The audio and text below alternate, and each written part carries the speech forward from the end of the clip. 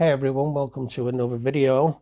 In this video we're going to be looking at a team from Burnley in Lancashire, then Bank Hall FC, and this was born from the origins of the Bank Hall Miners Club, which was in existence from 1957 until 1993. So before I carry on with this video, remember to give it a like, share. If you do like it and want to share it with other people, consider subscribing if you're watching on YouTube. Also, if you're watching on a mobile device on YouTube, you can hype the video. This can be found above the comments section. And if you're watching on TikTok and Facebook, I would appreciate if you could give me a follow as well. Thank you kindly. So let's start from the beginning, shall we? Always a good place to start. The history of coal mining in Burnley can be dated back to the 12th, 13th century, but it was not until the 19th century that it became industrialised. The first Bank Hall pit shaft was sunk in 1865. When the pit opened in 1869, it was and remained Burnley's largest and deepest shaft, and it survived until 1971.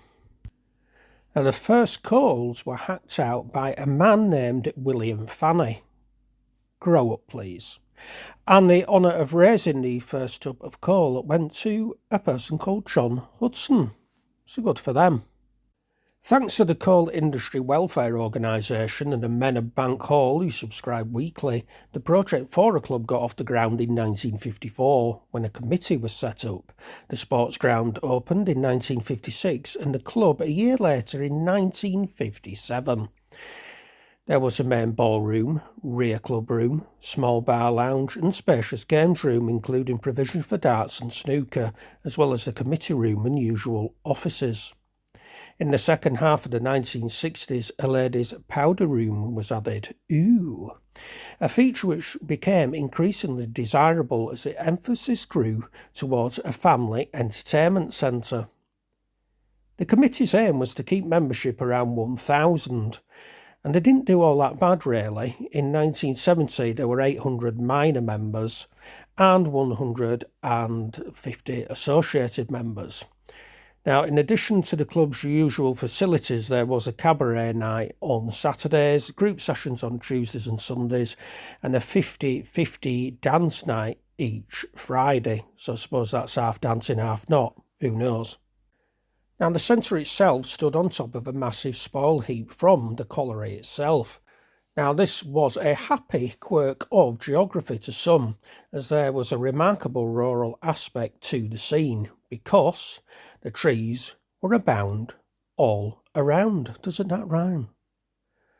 For many members, the club premises probably took pride of place, but setting them off were flower beds, one of the best kept bowling greens in the north, a fine cricket pitch, a football pitch and a small putting green. The sporting scene included soccer and cricket. The cricket team won the Saturday League in 1969 and did very well in other years. There was also a bowling green, and the club also sponsored a Sunday morning swimming club at North Street, Baths. From the outset, the club was run by a 12-man committee, 6 members from the National Coal Board and 6 from the National Union of Mine Workers. The chairmanship alternated annually, and 2 trustees were nominated from each group. In 1971, it was announced that 800 were losing their jobs at Burnley's Bank Hall Colliery because the National Coal Board was no longer prepared to gamble with miners' lives. A statement made by the Mines Branch Secretary of the National Union of Mine Workers commented on the board's decision to close the colliery for safety reasons, and matters came to a head following the ignition of gas at the coalface by a spark. The men had been given a month's notice, and now they would have to start the search for new jobs, and the coal board decided to make them redundant because redeployment would have been too difficult. And over a previous year, about 8 ignitions had happened at the pit face. Now, despite the mine's closure in 1971, the club continued to thrive. Both the cricket and football teams did well, and the club was very well supported. It became famous as a centre of the Northern Soul scene, and people travelled many miles to enjoy music and dancing, and for many years its all-day opening on Boxing Day also attracted a large crowd of happy merrymakers. I wonder why. On the evening of Friday the 24th of July 1992, Bank Hall FC played host to Burnley FC. Burnley won 1-0 and the attendance was around 1,200. However, tragedy struck on Friday the 2nd of July 1993. Fire gutted the club in the early hours, causing so much damage that the building had to be demolished for safety reasons. There was nothing that the 35 firefighters who tackled the blaze were able to do to save it. Crews arriving at the scene were delayed because a skip had been placed across the roadway leading to the club, and a special power pump had to be used to extract water from the nearby canal in order to fight the blaze. Mr. Pino Musso, if I pronounced that right, who was nightclub owner, said he was sickened and saddened, and at this stage he could see no future for the club. The club secretary, Mrs. Jean Moore, admitted that she was in tears when she saw the extent of the damage. There were signs that the premises had been broken into, and cause of the fire confirmed by the police was deliberate. No one, though, was brought to justice.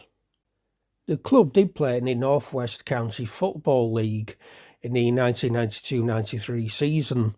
They played 34 games, winning 14 of these, drawing 2 and losing 16, and they left the league in the same year, quite obviously because of the reason I've just explained now.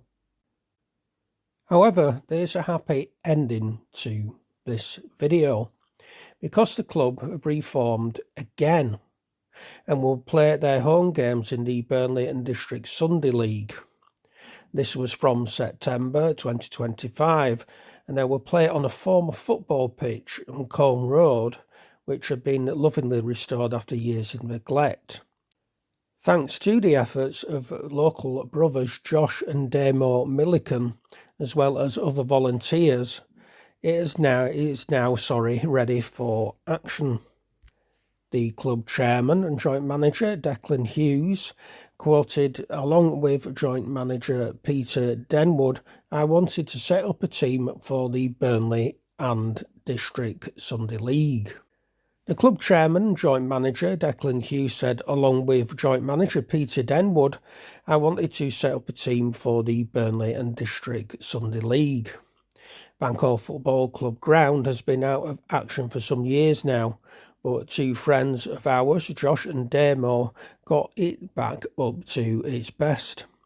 Another very good friend of mine, Daniel Windle, had his own company called Danelec, and he was very happy to sponsor our shirt for the Summer League we're currently playing in, and then the Winter League from September. And there you have it, folks. Says full time on this video. I hope you have enjoyed it. It's been a bit of a mishmash of football and the background and stuff like that, so I hope I haven't confused you too much, but I just think it's great to do videos on these small grassroots clubs like this that nobody ever really speaks about. So until the next video, please do take care of yourselves, folks, and goodbye for now.